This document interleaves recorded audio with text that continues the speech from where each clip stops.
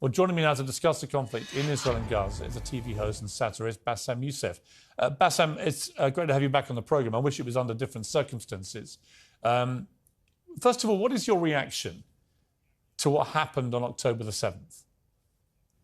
Oh, it was terrible, of course. I mean, we kind of get our news kind of also secondhand because, you know, my wife's family, they live in Gaza. They have cousins and uncles there.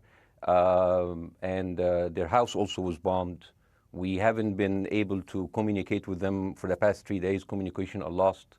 So we don't know actually what is the, how are they doing, but you know, we're used to that. I mean, it's just like, it's very repetitive. We're used to that. We're used to them being bombed every time and moving from one place to the other.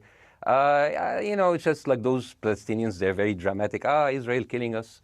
But they never die. I mean, they always come back. You know, they're very difficult to kill, very difficult people to kill. I know because I'm married to one. I tried many times, couldn't kill her. I mean, there's a dark humour there, and I understand why. Because no, it's not dark humour. I try to get to her every time, but she uses our kids as human shields. I can never take her out. Again, I understand the humour, but to be serious, Bاسم, about this.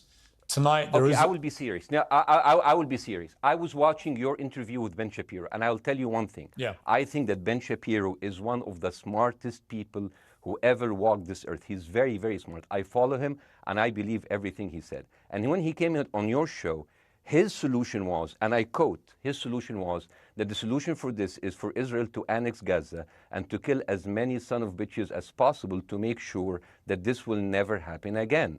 And anyone who called for a ceasefire will be a terrorist sympathizer. So God forbid, I don't want to be labeled as a terrorist sympathizer. So I agree with Ben Shapiro. I think we should kill as many son of bitches as possible. Well, let me, so far, but Bاسم, let me... so far, 3,500 people were killed, including 5,000 son of bitches in the bombing of the Baptist hospital as we speak right now. 1/3 of those 3,500 were children. So my question to Ben Shapiro is, how many more son of bitches do we need to kill so Ben Shapiro is happy? Okay, because it changes Bاسم, from 1 year. It changes from one. I'm sorry that. Listen, I'm really at a disadvantage here. I'm looking at a camera. I don't see you. I can hear you on my ear. The reason I'm interrupting is I think you're conflating different interviews with Ben Shapiro. He didn't use the phrase "sons of bitches" with me. Let me play to you what he actually said on my show. He did. Go back to your interview. No, he didn't. That was another interview. But let me play what he said to me here. Well, frankly, I don't believe in proportionate response to terrorism. I believe that the way that you stop terrorism is with wildly disproportionate response. That doesn't mean in terms of targeting civilians. It means in terms of killing as many terrorists as humanly possible and allowing them to dictate the terms of engagement by hiding behind civilians in areas that they are supposedly responsible for means that the only option for Israel is to surrender to Hamas's hatred of its own citizens, its willingness to use its own children as human shields. No country worth its salt could ever do that. Now, that is substantively different to what you said he said, right? He's talking there but specifically about Hamas terrorists. I agree with him.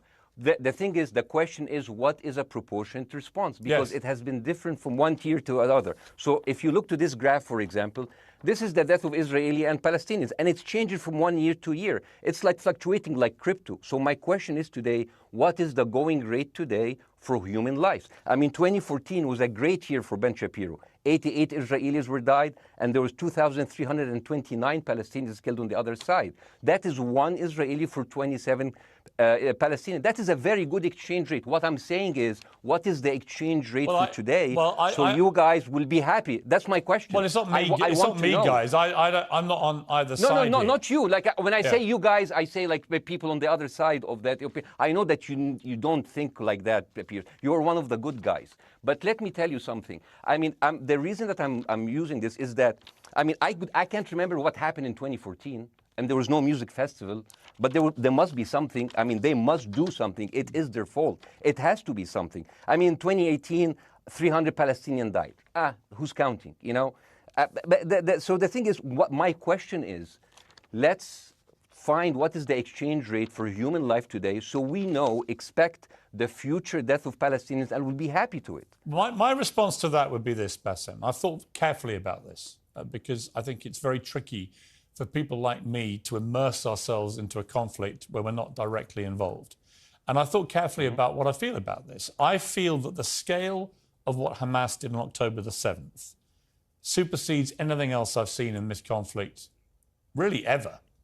The savagery, the butchery, the slaughter of 1,300 people, the shooting of babies, the 100%. kidnapping of grandmothers, and so on. So if we can agree on that, which I think is inarguable, then the question then becomes, again, about proportion. I don't disagree that there's been a lot of bad stuff on both sides going back historically for decades. But if we agree that this was on a different level altogether, quite deliberately by Hamas, designed to provoke... No, here's my question. Let me ask you a question. And the question, because you raised it earlier about proportion.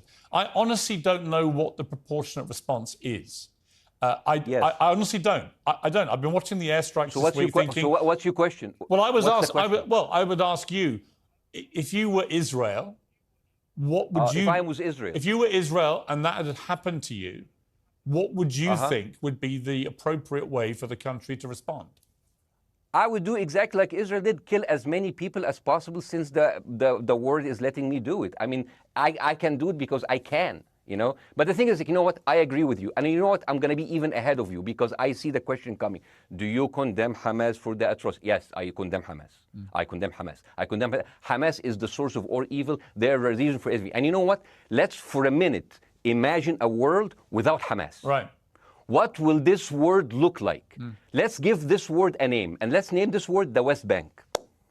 Hamas has absolutely no control in the West Bank. And since the beginning of this year, only through August, 37 Palestinian kids were killed. No music festival, no paragliding, no Hamas. Since the occupation of the West Bank, 7,000 Palestinians were killed. No music festival, no paragliding, no Hamas. I can go on and on and on and on. No, but you don't need to, because in a way you're preaching to the choir. I've followed this crisis. Oh no, you're not preaching. So the thing is, like, in the sense that I know that what you're saying has validity. Of course, Piers. By the way, Piers. I am at a disadvantage here. I can hear you. I cannot see you. I am in a claustrophobic room, and so please cut me some slack and don't interrupt me and interrupt my points. Sure.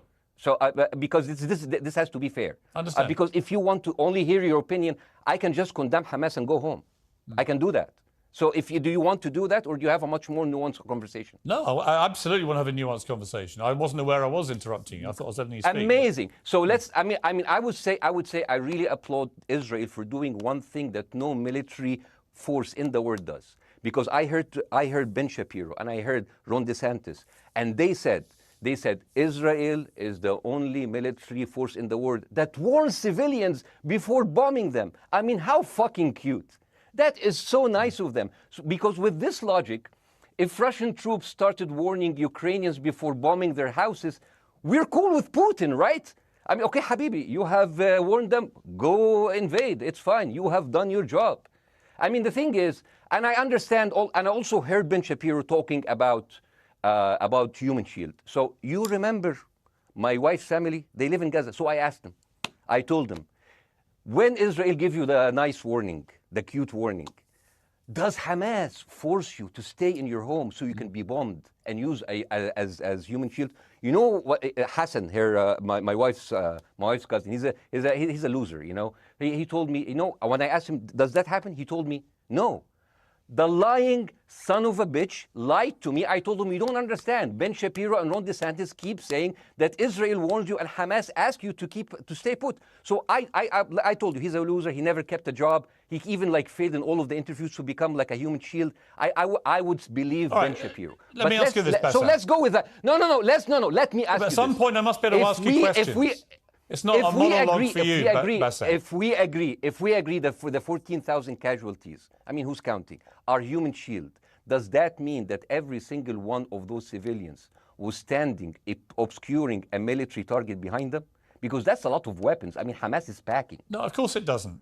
And look, it doesn't. So there's some collateral damage. Lots of collateral damage. Yes. It's fine. Yeah. You kill some to save some and then kill some more. Yeah, I agree. Yeah. Well, let me ask you this. Again, it comes back to proportionate response. When the world decided it had to get rid of ISIS because of the appalling butchery they were carrying out, it did so by also killing very sadly, a lot of civilians along the way by doing airstrikes against places which But killing civilians are inevitable. You said that in the beginning. My point is, it's inevitable. Yeah, but once Israel has decided that they want to get rid of Hamas, and Hamas is embedded with civilian population, I'm very concerned about what's going to happen next. I've written a column tonight saying, I remember the Iraq War, which I opposed, right? I remember all this. So my question for you is, what would you think would be an appropriate response by Israel to what happened? Well, these are years of disproportionate responses of Israel. Right. Did it solve the solution? Did it solve the problem? Did it work before, so it will work? What will be the surprise this time? What will be the twist that will make this work this time? What will be different this time? Seriously, I mean, like, this is only the last 15 years. I mean, because it's too many papers. I just got this. But how will this be different? And the thing is, I am so glad in the introduction that you mentioned the Iraq War. I applaud you, Piers, for saying that, because you were honest about it. You said that spreading lies like WMDs make people look at those people as less of humans, and they would accept the death of 1 million Iraqi, whether by sanctions or by invasion, right? You are a good man. This is amazing. And you know what is similar? Is when you spread the lies of 40 decapitated babies, although it was refuted. So what happens when people hear that, killing babies is horrible. But when you say decapitated 40 babies, you are planting a certain image with a certain trigger in people's mind. Who has said that? Who has said 40? Who has said that? Who has said 40 decapitated? Who has said that? You have repeated. No, I haven't. What? I've never said that. You haven't said on your show 40 decapitated babies? Never. Ben Shapiro didn't say it? No. Ron DeSantis didn't say Nobody it? has said it. Okay, nobody said it? No. Oh, okay, maybe I am wrong. Decapitated. Here's you're wrong. I've never said that. The thing, what happened, no, you're wrong. But the thing is, when Iraq, the thing is, the same thing is happening in Iraq. Ben Shapiro once tweeted, not even about Gaza, about the West Bank, when Israel continued to build the illegal settlement. He said, 2017, Israel likes to build things, and Arabs, not Palestine, not Hamas, Arabs like to bomb crap and live in open sewage. Yeah, I thought that was very the Israeli defense minister, he said, those are human animals. And the thing is, Ben Shapiro should know better, because, long before the Holocaust, before Jewish people were thrown in the gas chambers, the Nazi propaganda called them rats. Now, as a human being, I will never accept that another human being being thrown into a gas chamber, but a rat, kill 10. Kill 1,000, 3,500. They are son of a bitch. They are human animals who live in open sewage and decapitate babies. And because of that propaganda, Mr. Morgan, that guy in Illinois, the 71-years-old guy, he killed, stabbing the 6-year-old Palestinian kid in Illinois 26 times. And he used to play with him. They used to be friends. But he went in, marching into their apartment, stabbing his mother and killing him, shouting, all Muslims could die. Yeah. It took you 80 years to change one word from Jewish to Muslim. And then you transferred your guilt to us and took away our land. Bassem, let me ask you a question. That deal sucks, man. Let me ask you a question. How do we get from where we are now to peace? Well, first of all, you need to change the perception. Nikki Haley, the American presidential candidate, said, we are in Israel in this because it's a fight between good and evil. Now, if you already decided someone is good, he can do no evil. And if you decided someone is evil, it's good to kill them. Killing them is good. You see, and the thing is, it is not like something new. I mean, I look at history and I see, I'm sorry to say this, but Westerners has always dealt like this with indigenous people. You first treated them like savages, Native American, First Nation, Aboriginal. They're savages. Kill all the savages. And then when they're almost extinct, you start feeling sorry for them, like animals. So maybe the solution is that we kill as many Palestinians as possible, so the few of them that remains do not bother you. And maybe Netanyahu, when he lives for another 100 years, he'll become a tree hugger. Let me just challenge you on this. And he will campaign for preserving the three Palestinians. You keep talking about Westerners like me. Okay, so let me return the favor, okay? Hamas is dedicated to the complete eradication of Jewish people. I am not the spokesman for Hamas. I'm not saying you are. Why do you keep... I'm not saying you are. I'm not their spokesman. You're talking to me. I fucking hate them. Bassem, fuck Hamas. You are Hamas. No, are you happy? You're missing my point. You're talking in a generalized way about people in the West who always talk about Arabs as savages. I don't. No. I'm talking about America. I actually led the campaign. I led the media media campaign in this country against the Iraq War. Okay, so I don't see. I don't see people in the Middle East as savages. You are one of the good ones. But what I would say is, I'm not talking about you. You're great. No, it's not about me being amazing. Great. We love you. It's about the way Hamas behaved on October the 7th was like savages, like a pack of savages. It was the worst atrocity against Jewish people since the Holocaust. There has to be, of course, there has to be a response. They should be eradicated. My question for you is, notwithstanding the history, Bassem, what is the proportionate response?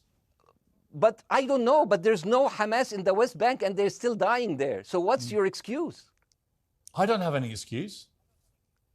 Okay, what's your explanation? Sorry, my earpiece went down. Listen, I don't make any pretense that this hasn't been a massive problem between Palestine and Israel going back to the mid-40s. We all know this, right? Piers, listen. I'm not saying that you're making excuses, but if you are adopting a certain point of view, you have to at least defend it. I'm telling you, there is no Hamas in the West Bank. What is the excuse? Not your excuse. What is the excuse to kill those people? Well, listen, this question of proportionality is one that... No, answer my question. I've been answering your question. You answer mine. It's actually not my job to answer your questions. It's not. Okay, not your job. Not. I agree with you. I'm more interested in you, who has family in Gaza, who's an Egyptian in the Middle East, right? I'm more interested in what you have to say. Okay, I'm telling you. I think Hamas is the problem, okay? Right. Now, let's say Hamas is removed. Let's Hamas. I'm agreeing with everything. You want me to condemn Hamas? I will condemn Hamas, Hummus, Hassan, everybody. Guys, say wait. I can't hear you. The earpiece. Damn. Okay. Oops.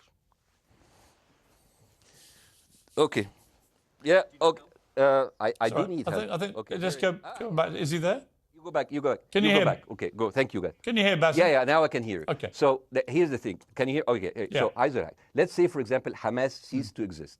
Okay? Do you hear me? Yes. Yeah? Hamas ceased to exist today. Now, right now, in Palestine, in West Bank and Gaza, 20% of Palestinians go through Israeli prison system, whether imprisonment, whether interrogation, whether torture. And the rest of them, they live a life of daily loss of land, of homes, of life, and they are suffocated by this. So let me ask you something. If you are a Palestinian living into these conditions for decades, would you sympathize with your oppressor, or sympathize with the people who claim they resist them even if they are terrorists? I have made no secret that I think the conditions Palestinians have had to exist under are completely unacceptable. I've said that for years. So the question then becomes, how do you forge peace between two warring parts of that region who for decades have approached peace, in my view, with mutual sledgehammers, with no actual desire to have peace? And I think it comes down in the end to great leadership.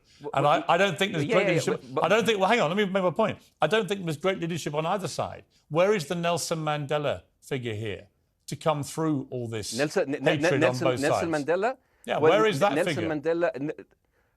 Nelson Mandela actually have criticized Israel for being a horrible state. All of the South African activists have actually called Israel.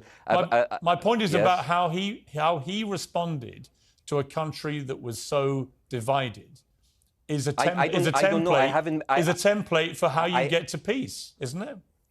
I haven't met Nelson Mandela, so I wouldn't know. But like there's a point. There's a very important point here. You know, I want to understand what is the logic of Israel carpet bombing Gaza. I mean, if there's a logic, if this will make Israel safe, I want to hear the logic. So if they continue bombing, what are they hoping to achieve? Well, I think we know what their stated aim is. Their stated aim is to eradicate and wipe out Hamas. They believe Hamas are living predominantly in northern Gaza. They also are aware they're living amongst civilians. So it's an incredibly difficult thing. As I said in my monologue, it is very, very difficult to see how they do this without massive collateral damage. So if I can understand this correctly, basically Israel is doing this to pressure the Palestinian community in Gaza to turn against Hamas. Is that right? I'm sure that's part of it, yes. That's part of it. So this is exactly what terrorist organizations do, because terrorist organizations will have no chance beating a whole nation in battle. So they terrorize and they kill the civilians in order to spread fear and terror so they can turn against their government to change their policy or to resign. You have just compared Israel with ISIS. No, I haven't. I don't see any comparison between It's going to be the headlines tomorrow. Piers Morgan, Israel is ISIS. Only amongst people who weren't listening. The comparison, which is more apposite, is ISIS and Hamas. They are both nihilistic terror groups intent on killing as many Jewish people and others as they can possibly kill. And you can't get peace with people like that. Absolutely. You know what? I'm going to do something that nobody done on your television. You know what I'm going to do on your episode? I'm going to pretend that I'm an Israeli citizen. I'm going to put myself in the place of an Israeli settler in the kibbutz. And I want to speak to my Prime Minister, Benjamin Netanyahu. Mr. Benjamin Netanyahu, I have voted for you because you have promised us peace and prosperity and security. On the 7th of October, those son of bitches Hamas, they went into the fence that is regularly heavily guarded. Usually if there's like a dove that comes close to it, it will be shot. Those people went in and they went for 6 hours before IDF forces was deployed, killing our friends, our families, kidnapping our grandmothers and babies, and went in. I want to ask you, Mr. Prime Minister, after you have fractured the Israeli community and you have fucked our courts, our Supreme Courts, what are you doing with the money being given to you, to the United States? Also, you are carpet bombing Gaza with absolutely no regard to our hostages, our people. I heard a rumor in the kibbutz that you're doing that you let that happen as an excuse to carpet bomb Gaza, so you push them into Sinai. And I didn't believe it. I said, not my prime minister, he can never do that. And then I watched an interview for Danny Ayalon. He was your chief advisor. He was also the Israeli ambassador to the United States. And you know what he said, Mr. Prime Minister? He said that the solution for those Palestinians is to go into a vast land of Sinai and live into tent cities temporarily, temporarily, wink wink, until we build Gaza again, and then we invite you back. يعني عبط احنا بقى. يعني فاهمني؟ As we've seen this movie before. So يعني, and when I saw this, I couldn't explain to my fellows in the kibbutz, how come our Israeli government is trading human lives for another piece of land? So as an Israeli citizen, I need to hold my Israeli government accountable. And as an American citizen, I want to know all of these money that we are giving to Israel. We're giving them $4 billion every year. Joe Biden said it's the best investment America ever done. Well, if I am in the place of Joe Biden, I would say, sorry, don't speak. I would say, if I was Joe Biden, I would go down and whisper in the ears of Netanyahu and tell them, I hate bad investments. They haunt me, like Littlefinger in Game of Thrones. But the thing is, this is the problem. Israel always victimizes itself, and I have never seen a victim putting their oppressor under siege and bombing them 24/7. Israel wants you to believe that they are the victim. Dealing with Israel is so difficult. It's like being in a relationship with a narcissistic psychopath. He fucks you up, and then he makes you think it's your fault. All right, you Bاسم. Look at Israel as Superman, but they're really Homelander. Bاسm. Wallahi, they are shooting Bاسm, fish in a barrel, and they are annoyed with the splashes. Bاسm, I want to say two things. One, if you could just slightly manage your language. We are uncensored, but if you keep swearing... I'm very sorry. We have to apologise to viewers who may be offended by that. I apologize. But I understand passions run high, so let's not get too bogged down about the odd swear word. I apologize to the viewers. I apologize to the viewers for my language. My second question is this. After the sight of dead civilians. After the break, we have the managing director of the Daily Wire, which is Ben Shapiro's company. We were going to interview him on his own, but he's happy to come on and talk with you directly if you are prepared to stay. Well, of course, I can stay, but again, I am... Fuck. I am in a disadvantage, and I would like to have my space to respond. Okay, we'll come back after the break. Because here's the thing. There's Bassem, two things we're going to go to a break. All right. When we come back from the break, it'll be you and Jeremy Boring from the Daily Wire. I have news. We're taking a short break, Bassem. I'll be back. Welcome back to Uncensored. For more on the situation in Israel, I'm joined now by the CEO and co-founder of the Daily Wire, Ben Shapiro's partner, Jeremy Boring. Jeremy, thank you very much indeed for joining me. I'm sorry we demoted you earlier to mere MD. You are the CEO and co-founder. You know Ben Shapiro better than anyone, really. I did a big interview with Ben, obviously, the other night, which went around the world and has sparked a big reaction, including from our guest, Bassem Youssef, who's still with us. First of all, you've been listening to Bassem and what he's been saying. What's your response? Well, first of all, I make it a point not to speak for Ben Shapiro. He's got a 20 IQ points on me and speaks for a living professionally, so he's much better prepared to defend himself. But as his business partner, as his best friend, I do feel like I have to respond to the things that Bassem was just saying.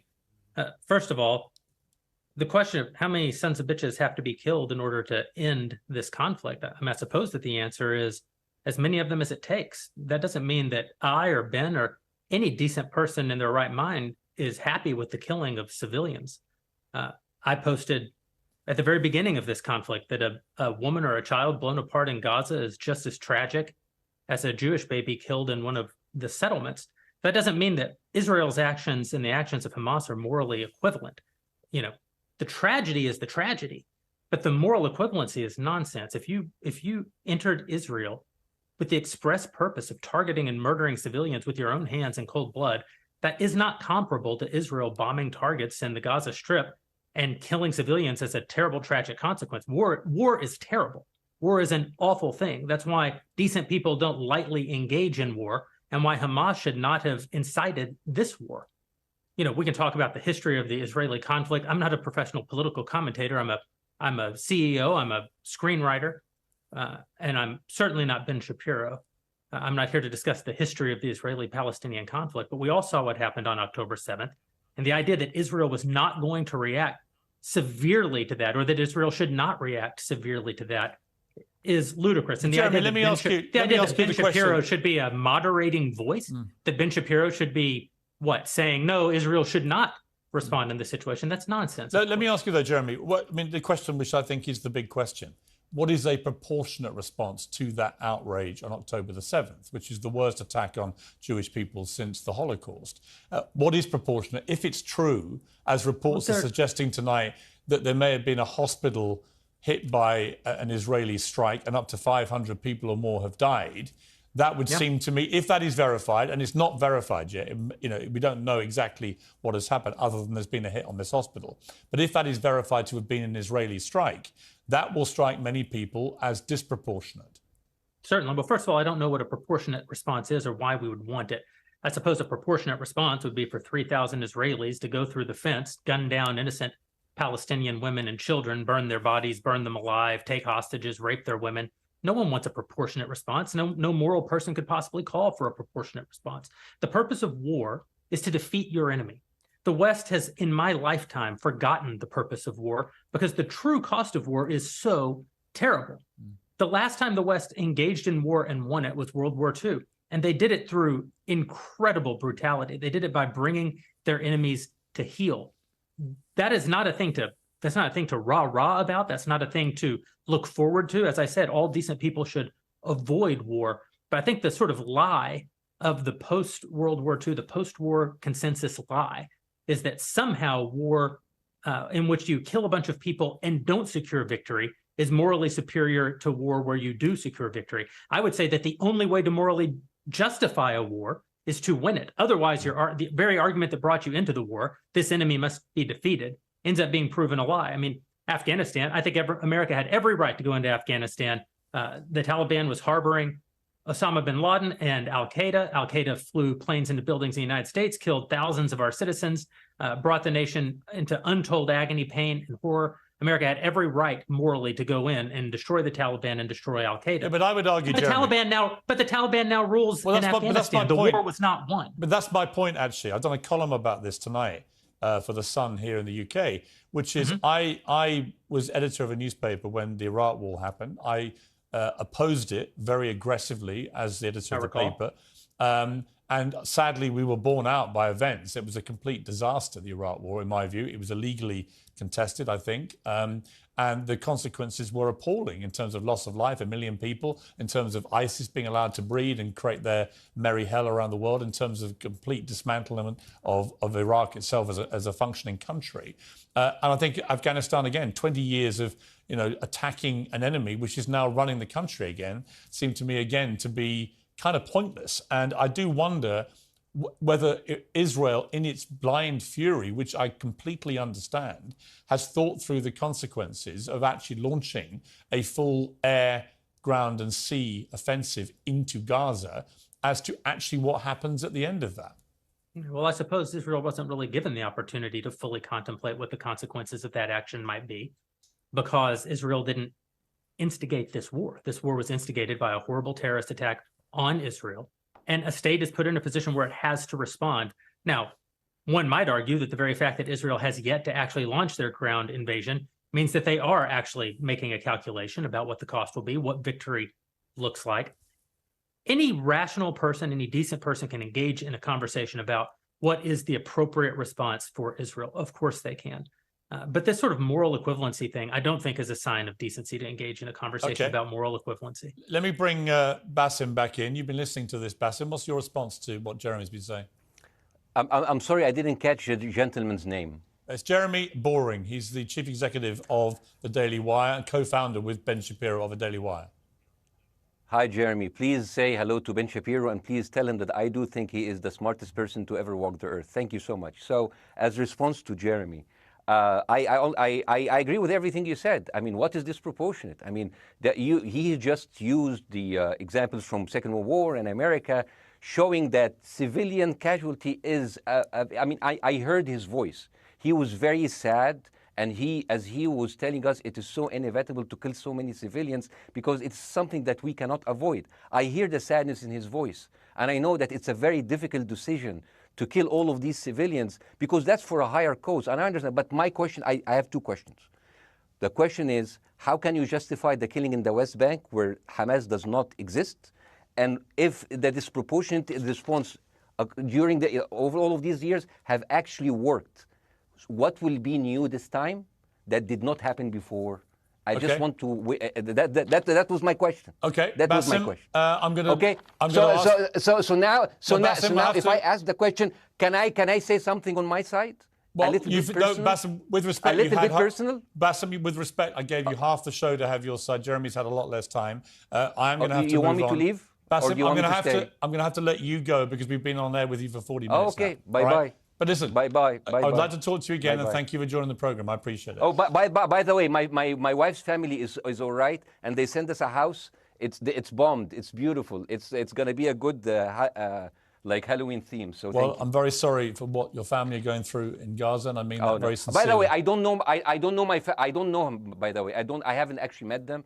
They didn't even come to my wedding. They couldn't because they are stuck in Gaza. Okay. And she never saw them because, Gaza is not a destination. Baasim, as I say, we hear their voices, and it's they die. It's fine. It's fine. Baasim, I wish your family all the very best. Thank you for joining me. I appreciate it. I don't. Thank you.